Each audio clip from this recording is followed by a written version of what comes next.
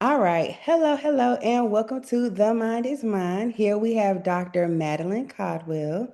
Hey, girl. Hello. Hi. Madeline and I have actually been friends for quite some time. I have to put a throwback picture on there like we talked about before. But today, Madeline is coming to us as a doctor, not a friend, right? And she will be talking to us about perinatal care and counseling. But first, Madeline or Dr. Madeline, can you tell us a little bit about yourself and what you do? Yeah, sure. So I'm Dr. Madalyn Caldwell. I am a licensed professional counselor supervisor in Alabama. So I see clients throughout the state, virtually and in person. I'm also an assistant professor, and my focus is trauma and perinatal mental health. So that is the mental health encompassing before, during, and after pregnancy for both moms and dads.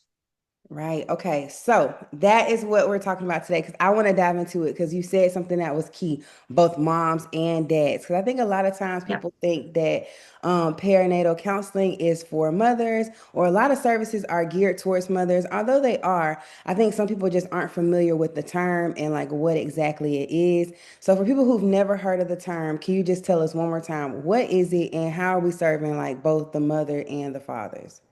Yeah. So when you think about perinatal mental health, you're thinking before pregnancy. So those are the moms who are maybe afraid, or and dads too, right? Afraid to get pregnant, or having difficulty getting pregnant. They may have experienced a miscarriage or some form of infertility, on both sides, right? Because it's not just the woman's fault with infertility, it can also be men. And so that's what we're talking about with the before pregnancy. During pregnancy, we're talking about there's a big hormonal shift once we become pregnant. And so we are dealing with that. A lot of times with dads, there's a lot of anxiety associated with pregnancy. Like, oh my gosh, I got a whole nother mouth to feed, I got someone else to take care of. And so those are the things that we're thinking about and that we work with. During pregnancy, though, I think what's really important is understanding what your mental health was prior to your pregnancy. So if you experienced a mood disorder like or anxiety disorder or something of that sort prior to pregnancy, just know that hormonal shift is probably going to make it a little bit worse. And so then coming to therapy ahead of time is a great way to prepare for baby and also prepare for that changes in your mood. Um, so those are pretty much some of the things that we do during pregnancy. And then after pregnancy, that's what we hear about most of the time in media is postpartum depression, right? But there's a host of other PMADs, that's what we call the postpartum mood and anxiety disorders, that are associated with afterbirth. So you have postpartum anxiety, postpartum depression, postpartum OCD, postpartum psychosis, postpartum bipolar disorder. So pretty much anything that you can have before pregnancy, you can also have it in postpartum. So just making sure that you are aware of your history as well as your mom's history. So if you're carrying, you want to know what if your mom experienced anything too, because it also increases your likelihood of developing one of those PMADs. Wow. Okay. PMATs, that's a new term for me. I'm a doctor too. And I'm like, wait, what is that? I didn't even know you can do that. So maybe we can have like a sheet or a form or something like that up under the video so that people can really break down and understand the definitions that you just provided us with. Because I'm like, whoa, it's so many different Yeah. postpartum things.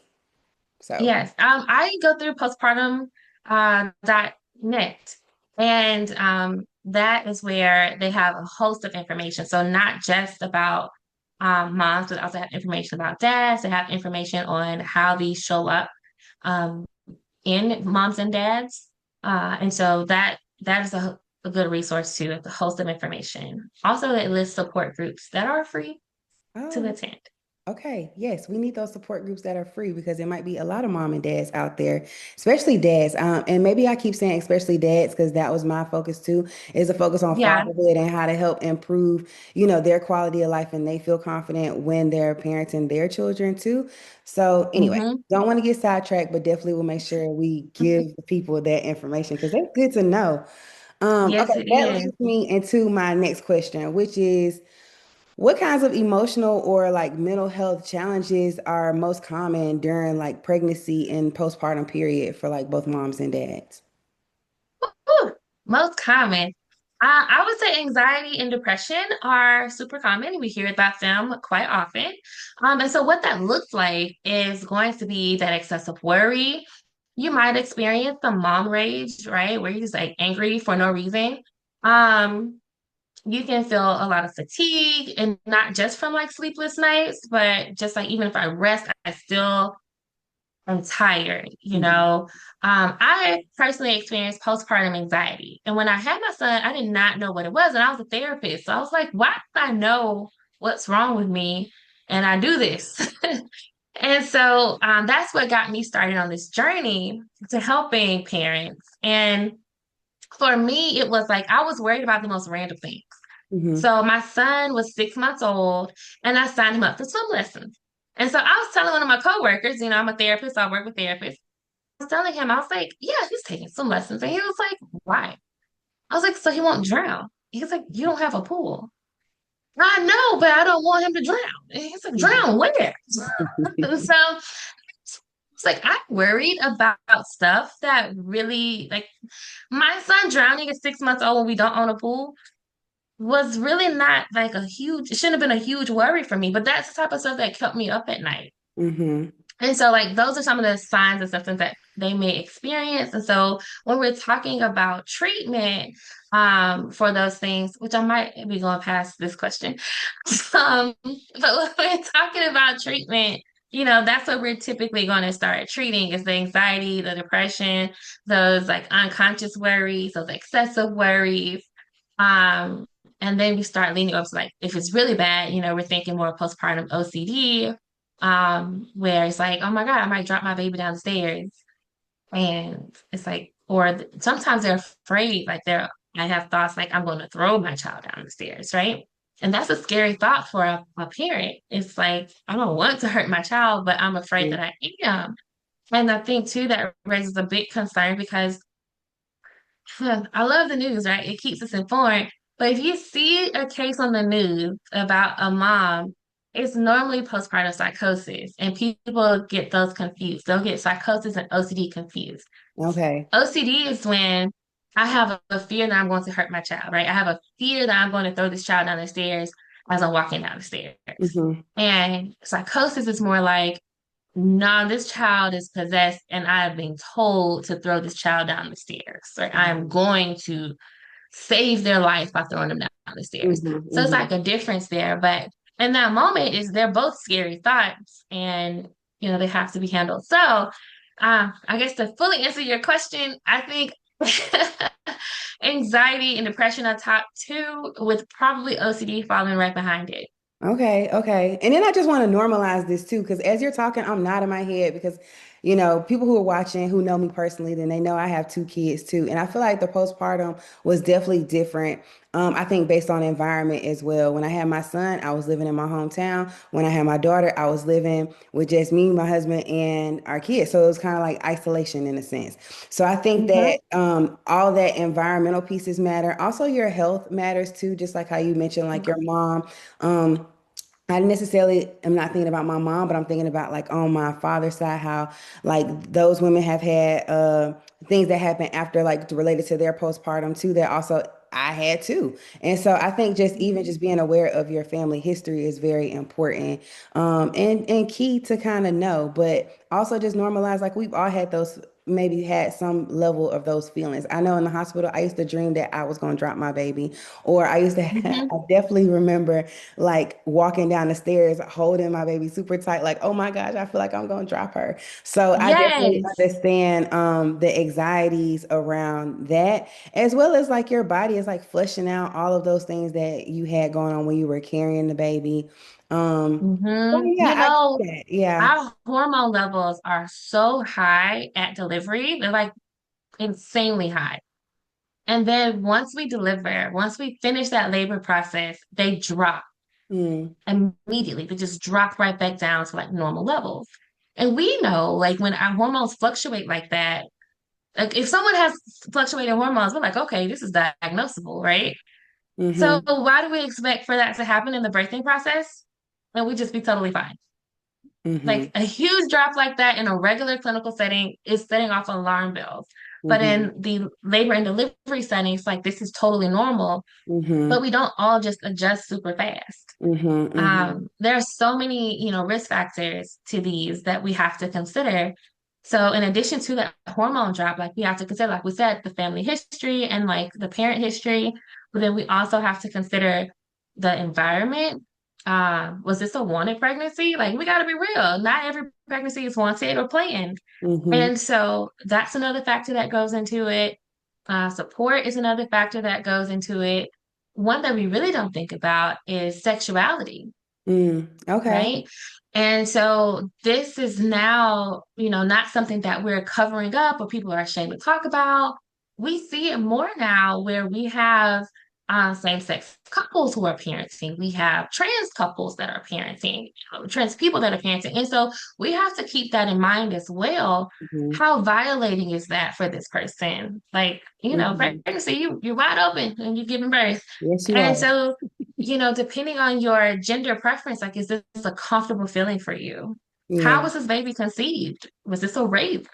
Mm-hmm. And, so it's so many different factors that go into um, the development of these PMADs, in addition to like trauma. So I had a plan when I was giving birth to my son, and I wanted to stick to my birthing plan. Mm-hmm. And then they came in, they were like, we're going to do a C-section. I'm like, nope, that was not part of the birthing plan. I don't know what you're talking about, but we're not doing that. Mm-hmm. And so I did not have to do the C-section. He actually got it together and came on.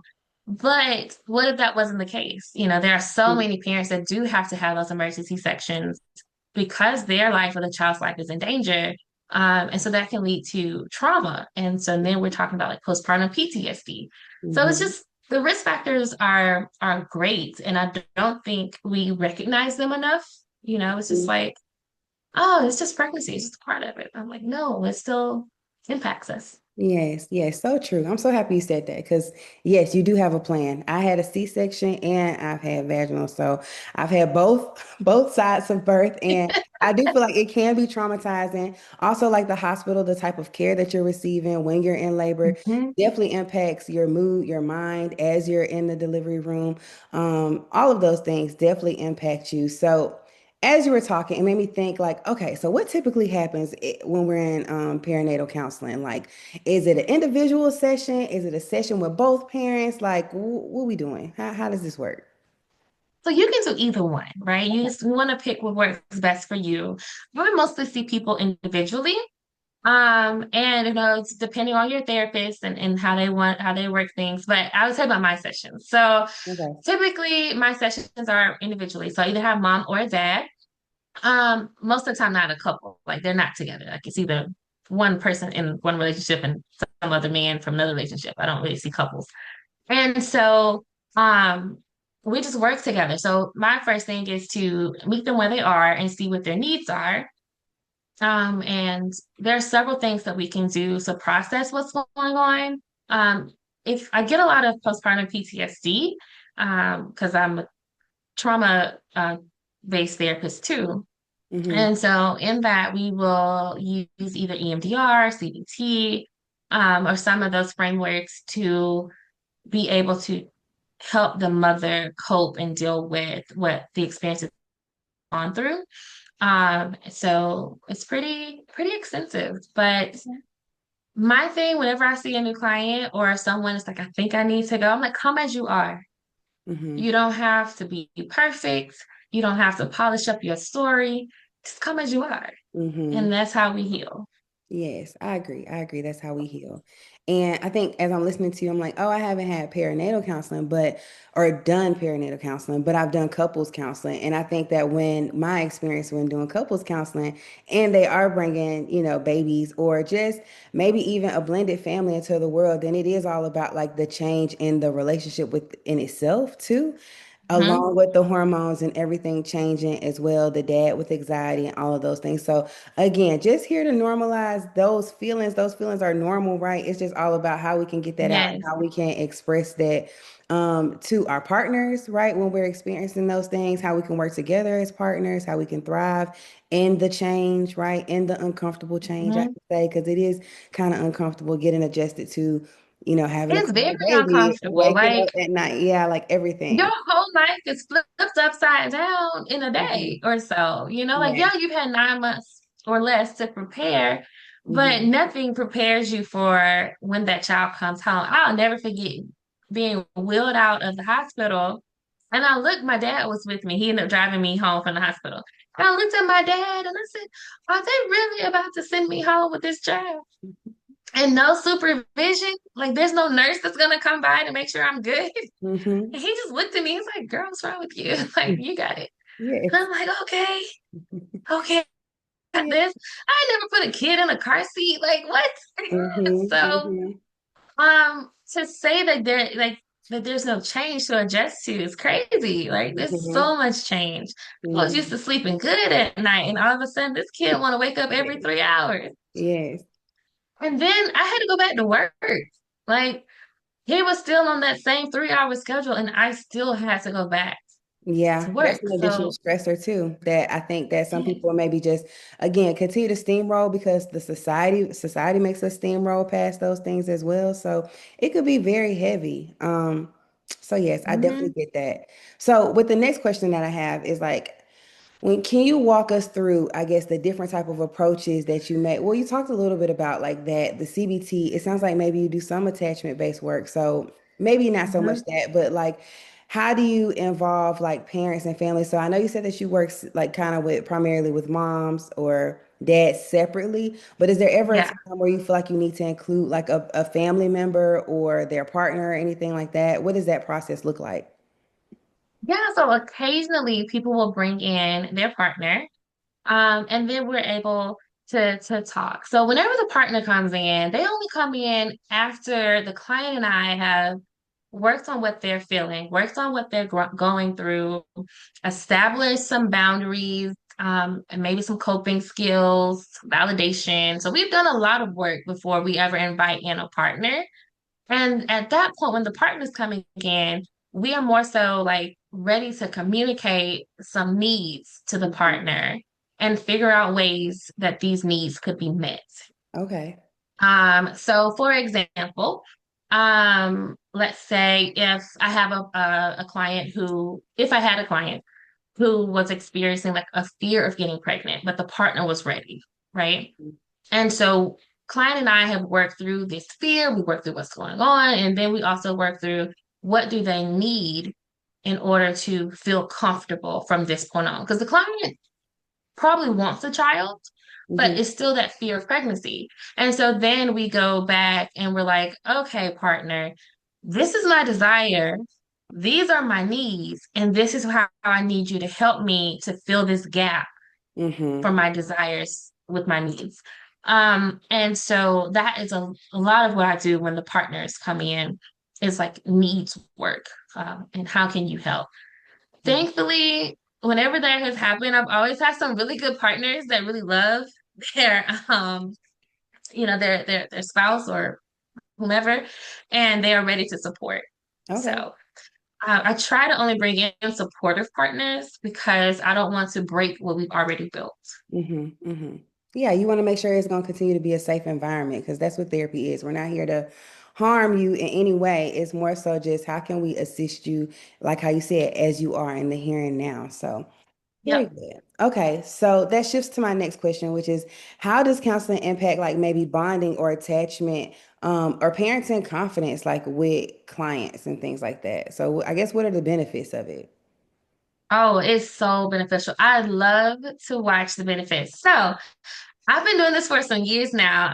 And so I've had clients who start during pregnancy. And so we work through their anxiety and depression and things like that before the baby even comes. And watching the ease that they have in their transition is so beautiful. Hmm. So someone who might have been afraid of what parenting may look like or anxious of like how good they're going to be after therapy, they're able to connect with their child so much more and on such a deeper level. The love is there. We replace the fear with love. Hmm. I Oh, think that's what the biggest benefit is when you're doing perinatal therapy. hmm. The partnership is better too when you're talking about like the other parent. They're able to co-parent better because now we're able to communicate. We don't. There's this picture online of a two people, and one is a therapist, and the client side has like this jumbled up yarn of all these different colors, and on the therapist side, they're Mm-hmm. like, have you seen it? They're like drawing out the yarn, Mm-hmm. and they have categorized each color, and it's like nice little ball of yarn. And I feel like that is what therapy does for the communication when we're talking about co-parenting. Mm-hmm. Um, and so it's really beautiful to see, but definitely the bond is there. I've also worked who are already parenting, right? So maybe they're welcoming in a new baby, a little extra set of hands, or they have already given birth to their child and they realize they need some help after the birth. Okay. Okay. And I really like to see. So one thing I encourage is like presence, especially when we're talking about anxiety. So I encourage them to be in the moment. Let's be present. What is going on right now? Okay. Mm-hmm. I'll use me as an example. I'm worried about my child drowning at 6 months old when he has no access to a pool, right? And so instead of me worrying about something that was not going to happen anytime soon, I would have told me, I was like, okay, hey, let's just focus on what he's doing good. Let's just Mm-hmm. focus on what is happening right now. And so what that looks like, I use dinner time to help them out a lot. So I'm like, hey, you're eating dinner tonight. I want you to look around you and notice how everyone is eating, Mm-hmm. what they're eating, who's eating more than the other kid, right? Mm-hmm. Not to scold them for not finishing their plate, but just for you to be able to stop and focus on this is my child on this day in this moment. Mm-hmm. And Mm-hmm. it helps you be present, stop thinking about what all the things you need to do, what else you have to do, and all the craziness, Mm-hmm. but you're just there with your kid. And so Mm-hmm. one of the things that I have seen my clients use, and then they come back and they're like, oh my gosh. And it helps them connect, it helps them build that bond. And now they're more present at dinner time.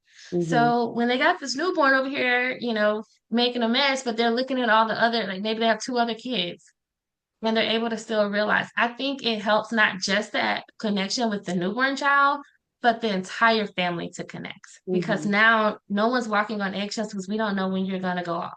Mm-hmm. Mm-hmm. We don't know when you're going to start crying, Mm-hmm. right? So, yeah. Very true. And I think that shifts me, like all the things you said, it's like, yes, understand, but then it makes me think about like maybe some common fears that we hear just as we grow into parenthood too. So, what are some, I guess, what are some things you hear people say they worry, or maybe they're scared to admit that they're having certain struggles like that they worry like it could lead to judgment or consequences. Like how do you respond to those types of things? With compassion, some of the things that you often hear is, I don't like my baby. Mm-hmm. I'm not excited to be a mom. And then when you really think about it, Or F them kids, because I hear that all the time too. okay, mine a little bigger now. He can get on my nerves. Yeah. But when we think about it, like, it's not a fun transition. So I'm like honest with them when they're like, I don't know if I like motherhood. Girl, I'm still questioning it too. Hmm. Hmm. Love my son down. Hmm. Okay. But motherhood is exhausting. Hmm. I don't like I was what 25 when I had my son, 24, 25, something like that. And so I remember like I was just taking care of me. And I was good with that. I was doing good taking care of me. And then I was like, wait a minute, Hmm. where did this little kid come from? Gotta feed you, financially take care of you. Yeah, all of those things. So I think sometimes people don't really think about that too. Like maybe you can Yes. explain more too, like what is it like for someone who may feel like their struggles aren't serious enough for therapy, right? So what is that? Yeah. Like, what do those things look like? That's not a thing. Everything is serious Exactly. enough for therapy. You can Hmm. come to us about anything, you can talk about anything. I think what Hmm. people forget is like you don't have to be in therapy forever. Hmm. You can come for like 3 sessions and talk about one thing that's getting on your nerves, and that is Hmm. totally fine. You Hmm. can come about, something that's more challenging for you and more sessions, couple months if you need to. Hmm. We are here to meet you where you are, apply you with your needs. Hmm. That's it. So whatever your need is, we can meet you there. If you're tired of washing bottles and you just need someone to vent to and some ways to cope with it, do it. Yes. What I see most when people are afraid to come to therapy for the little stuff is it's piling up to create something much bigger and harder to deal with. Mm-hmm. And so, we're getting the moms with like the more severe depression because they're losing themselves, Mm-hmm. right? Um, I'm a single mom and I've always been a single mom. So when he was born, washing those bottles, waking up every 3 hours, breast pumping, making sure he had milk, diapers, wipes, changes, all of that was on me out of nowhere. And so each one of those seems so small, but if you keep piling it up, it's a big deal. And Mm-hmm. then you lose yourself. Mm-hmm. I was no longer doing the things that I thought was fun for me or that fulfilled me because I had this long to-do list. Mm-hmm. And so that's one of the things that I really encourage clients to do. When you have a small thing, go ahead and go to therapy so it doesn't become a big thing and you don't lose yourself. Mm-hmm. Mm-hmm. Hold on. I love her too. Okay, sorry, had to take a pause. Baby needed her okay open. See, but that's what I mean. You never stop being a mother, even through recording, right? So yeah, Never. so I might keep this in there. Keep it in the cut because that's real life. You got to pause for a second to deal with the kids, and that's exactly what we did. And you know Um, what? That's how I do with my clients. They'll be on, if we have a Zoom session, breastfeeding, and I'm like, go ahead. I don't care. Do what you mhm. got to do. Changing diapers, that's fine. But you need a moment to just talk about like what's going on with you. That's a great And point because I do think they think that it's so serious. Like you don't have to be so serious in therapy. Like it's your session. mm-mm, You use it as you would like. It's for you. So yes, like if your baby's crying, you need to feed them. You need to like move it in, especially on Zoom. I think that sometimes people feel more restricted if they have to come in person as a mom. But I think sometimes yeah. flexibility with having Zoom and being able to have a Zoom meeting feels like better because I've had moms that's cooking while they're talking to me, and As dads that's long as you're not driving, we good. as long as you're not driving, we are okay, right? You're not harming yourself in that way or can get in an accident. So, Yes. very much. Okay, so that also brings me to thinking about again, just continued safety and fear. I think a lot of times, like how you talked a lot about depression, anxiety, having those intrusive thoughts, meaning like, I want to harm my baby and things like that. I think people get scared to even go to therapy to admit those things because they're afraid of Hmm. like what you may report or what may happen. So if you don't mind, could you briefly just tell us like what that experience looks like? I think sometimes I have to remind people or tell people, hey, I am a mandated reporter, but what that looks like is this. And I'm the type of therapist that Yeah. will communicate these things to you. And maybe that's something they should advocate for too. Like if you're working with someone and you notice that they kind of give you a vibe where they may not be honest with you about those things, maybe that's something you should like. We want you to have confidence and bring those things up, which is part of why I'm doing the recordings too. So you feel confident to be able to work with a therapist that you could talk to about certain things Mhm. like that. So again, with those intrusive thoughts, like, how do you handle those things? Because I think people just get so fearful, like, oh my gosh, they're gonna call the people on me, they're gonna take my child, and then that creates you not really getting access to or help, period. Right. And it makes it worse. So, Mhm. okay, how I explain to my clients, I call someone if you plan on hurting or killing yourself, if you plan on hurting or killing someone else, or if someone is trying to hurt or kill you, right? And so I tell them, as long as no one's getting hurt or killed, we're good. And what that looks like in therapy, and you have intrusive thoughts, and this has happened before, clients will come in the stairs. And I don't know why it's always stairs or like going for walks that is like mothers really have a hard time starting off there. And so, my client is like, I'm just so afraid that I'm going to just drop my kid down the stairs, right? So that's the intrusive thought. And so for me, I'm like, okay, like, are you afraid of tripping and dropping them down the stairs? Or do you think you're about to football them down the stairs? Like, where are we going with this?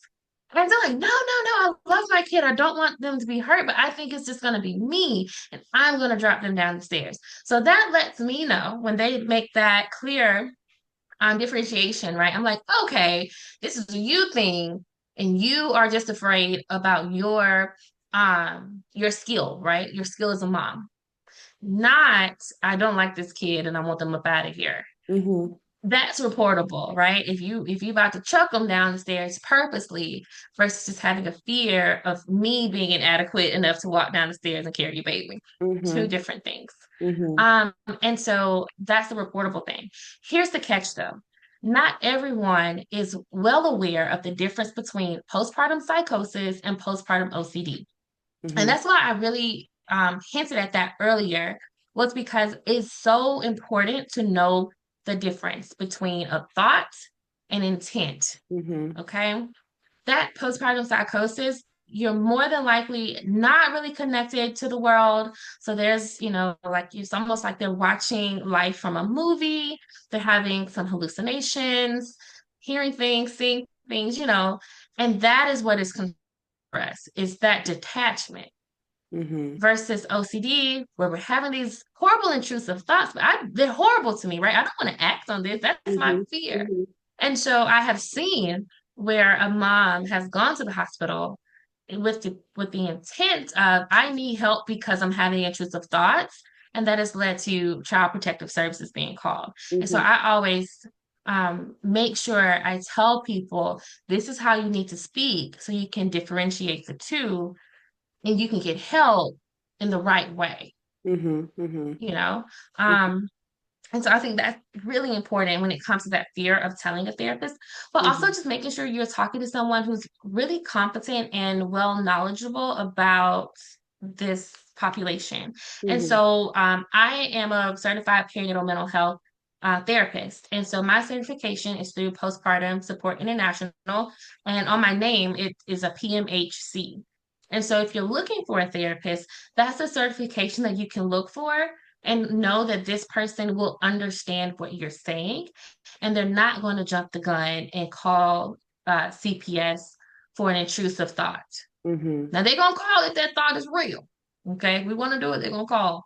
But Mm-hmm. if it is more postpartum OCD, where you are fearful of dropping your child or something along those lines, Mm-hmm. then, and it's not just dropping your child, we're just using this as an example, but Mm-hmm. they will be able to tell the difference and you should be able to feel more secure with that person. I agree. And then I think like something else I always remind people too, like again, it's okay to express the thought. It's okay to say those things. That's not the safety concern. We want you to be able to express that and work through that and be able to evaluate like how Hmm. serious this really is. Like, is it serious? Like it's Yeah. gonna go down today? Like if I let you walk out that door, it could truly happen. And we do need some Hmm. supports for you, or you're just having a bad day. You really just need to debrief about these things too. But I think, like what you said, the Yes. language, but also being able to work with someone that you trust, that you feel comfortable breaking down like your verbiage and your wording to them so that they could be able to Hmm. better assist you and understand like what is truly happening with you in this moment. I think, Yeah. yeah, some people just really struggle with that. And I think honestly, if you feel like, because I had, just to be honest with everyone on the line too, I've had some issues where I had to like child line or tell like report something, Yeah. but something That's a else part that of us I being a therapist. yeah, that's a part of us being a therapist. But I think what has helped me continue a relationship with that person is a few things. Because I haven't like gotten fired, or have gotten fired, but in this particular case, it's a lot of times me being upfront and honest with them about, hey, look, this is why I'm concerned. This is why we're going to do it. I like sometimes when people are able to just have that open dialogue. I let people know, like, hey, we're gonna call them together. That way, there's no secrets on Hmm. what I'm sharing with them, with you. You know everything that I'm saying. I can write the report in front of you and you can read it so that you know what I'm saying. All of those things. So if those things, those types of things matter to you as well, if something like that should occur, then express that you would like to be a part of the process if something like that has to happen. And I feel Yeah. like sometimes just being open and honest about those things could be beneficial. And then I've also worked with I don't know what y'all call them in we call them CPS here. I don't know if y'all say that in Alabama. Mhm. But okay. Yeah. So CPS. so even if like we do have that, sometimes I think people don't realize that sometimes they have to be open for you to have access to different types of services too.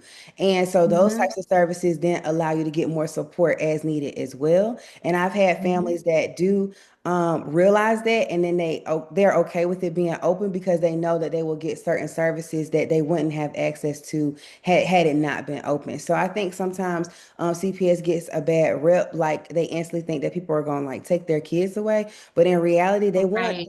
the goal They is for don't them want to to. take your Yeah, kids. they don't want to take your kids. They definitely want you to stay with them kids, and they're gonna try their best to make sure that you stay with those Yes. kids. But I think Because the yeah. biggest problem is we don't talk about the resources so that they Mhm. never even get to the point where CPS had to get involved, right? Yes. Mm-hmm. Like things that I encourage people to do. Gift of Life is such a great resource. They have so many services. If you can qualify for Gift of Life, qualify for it because they have so many services that help you deal with parenting. Postpartum.net again has a list of free virtual and in-person support groups, and they are like they can be specific to what you need. So you have BIPOC support groups, you have military mom support groups, military dad support groups.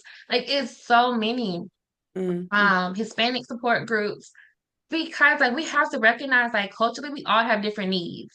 And Mm-hmm. so if you have a particular support group, and it's not just like cultures too, it's also like what's going on with you. So if you have postpartum anxiety, postpartum OCD, like they have a support group that can be specific to what you have going on. Miscarriage on there too. So Mm-hmm. I feel like if we advocated more on the front end of all these different resources, it'll be so much better. There's this one place here in Alabama. Oh, I feel like I'm gonna mess their name up. It's like Diamonds for Doulas, or Doulas for Diamonds, one of them, something like We'll that. put it at the But bottom it too. okay, it is like a free, like for I think they have like funding to provide women with doulas for like low cost or free doulas. Do you Okay. know how amazing that would be to have that Mm-hmm. support system if you don't have anybody else? Mm-hmm. Mm-hmm. So, Yes, definitely. I just wish we would push more services like that on the Mm-hmm. front end. So on the back end, we won't need CPS as much. Mm-hmm. Mm-hmm. Which is why I'm trying to do something like this. Like we're gonna put this out, and so people are educated on it. But then also, I keep saying at the bottom, but at the bottom of the video, we're gonna put a lot of resources for people to connect with if they need it. Right. And if they're thinking about therapy, then we'll also put something on there so that you could be able to reach out to therapists too. Which is what I was gonna say. Like, how do we get access to this type of care, this perinatal care? Is it covered by insurance? What does that look like? How does someone get connected to you? Yes. Okay. So a lot of if you find the therapist just like you would anyone else. Like some therapists are self-pay, some therapists accept insurance. And so you just find the one that works for you. Again, I'm gonna say postpartum.net. They have a list of providers who are trained in perinatal mental health on their website. And so you can go there, look at your state, and you can find providers in your area that can help you. In the best way that you need it. Perfect. Okay. All right. So my last question to you, and then I promise I'll be done. What are maybe some takeaways? Like, what do you wish people maybe more like, or what do you wish people understood more about perinatal mental health, or anything that speaks to your heart, anything else that you want to maybe add? You're not alone. You are not alone. You are not the only mom that feels like they're not good enough. You're not the only mom that feels like they're messing up. You're not the only mom that wasn't prepared. Whatever you are feeling, you are not the only mom. You are not alone. And if you are just try to reach out and connect with the therapist.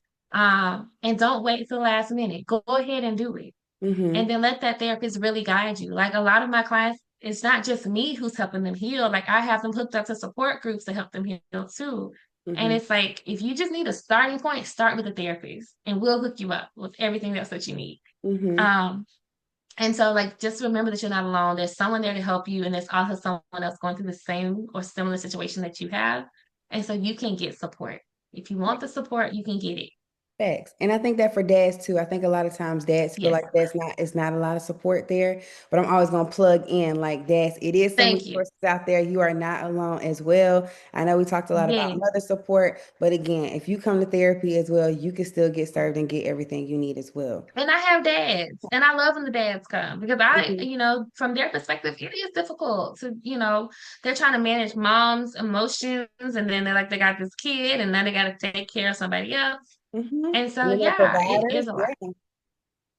Yep, Yeah. so it's a lot. It's a lot. Okay, so I know I said that was my last question, but I want to know, do you have any like common myths that you hear related to pregnancy, postpartum, that you want to like debunk? I think I always hear about like how dads gain weight, right, with moms, or I don't know, like Yes. everything is just So different. Like, I don't know. there You're might supposed be to lose dad, weight in like 6 weeks or something crazy. right. Yeah. There might be dad eating because he's anxious, but it's, yes, some of the myths that I heard, let's see about midwives, right? So in Alabama, it's only been a few years, honestly, since we've been able Mhm. to have midwives come Yeah. back and like be able to work in hospitals. And so like sometimes there's myths about like we can't use midwives or doulas or not understanding the difference between midwives and doulas. Um, and so that's one thing. One myth that I've heard. Another myth is, oh my gosh, baby blues.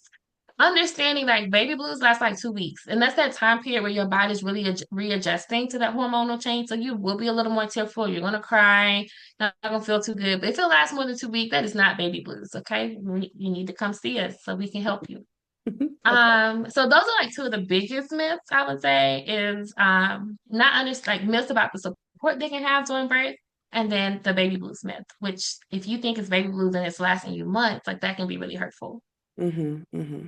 Wow. Okay. Well, thank you so much for all of this information and talking to us just for a few minutes. I really enjoy our time together. And yeah, Thanks.